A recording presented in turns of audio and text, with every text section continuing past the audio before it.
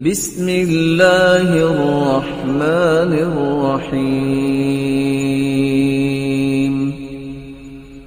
الحمد للہ رب العالمین والعاقبۃ للمتقین والصلاۃ والسلام علی سید الانبیاء والمرسلین، اما بعد۔ آج آپ کے سامنے اللہ رب العزت کے ایک ولی اور نیک بندے کا واقعہ بیان کرنا ہے۔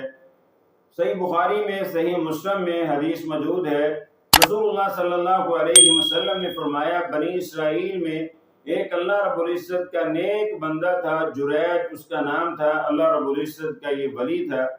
ایک دن اس کی ماں اس کی ملاقات کے لیے تشریف لائی تو یہ اپنی مخصوص عبادت خانے میں نماز پڑھ رہا تھا، تو ماں نے آواز دی تو اس نے نماز میں سوچنا شروع کر دیا، ایک طرف نماز ہے، دوسری طرف ماں ہے۔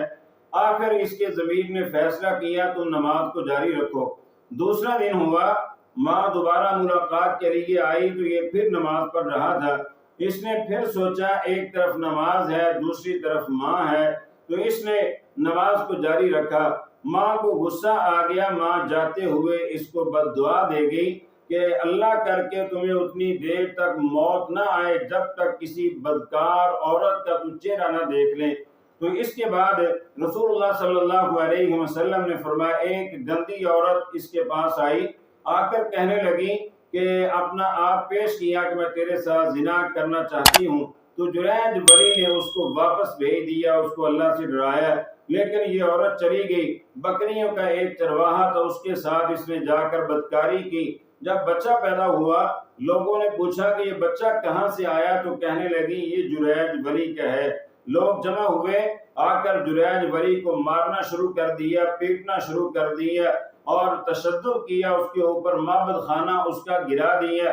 اور گرانے کے بعد جریج نے پوچھا وجہ کیا ہے، کہنے لگے صوفی بنا پھرتا ہے اور ولی بنا پھرتا ہے، تو زانی ہے، بدکار ہے، اسی طرح تو نے فلاں گندی عورت کے ساتھ زنا کیا اور یہ بچہ تیرا ہے۔ اور جریج ولی کہنے لگا کہ اس بچے کو لے کر آؤ۔ بچے کو لایا گیا تو جریج نے 2 رکعتیں نماز ادا کی اور بچے کے پیٹ پر ہاتھ رکھ کر کہنے لگا اللہ کے حکم کے ساتھ بتاؤ تمہارا باپ کون سا ہے، تو بچے نے بتا دیا کہ فلاں فلاں بکریوں کا چرواہا میرا باپ ہے۔ تو اس کے بعد لوگ جریج ولی کے قدموں میں گرے کہ ہم معذرت چاہتے ہیں، ہم سے غلطی ہو گئی، آپ کا معبد خانہ سونے کا بنا دیتے ہیں۔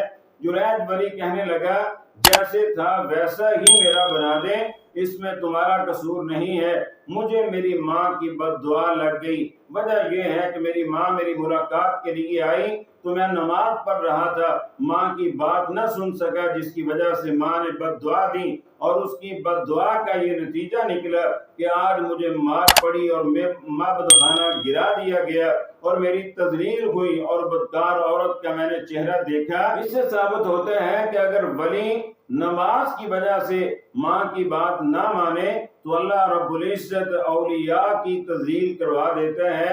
اتنا شان ہے، مقام ہے تیری ماں کا، تیرے باپ کا، لیکن افسوس ہے آج بیوی کے کہنے پر، رشتہ داروں کے کہنے پر، دوست و احباب کے کہنے پر اور والدین کی تذلیل کی جا رہی ہے، ان کو پریشان کیا جا رہا ہے۔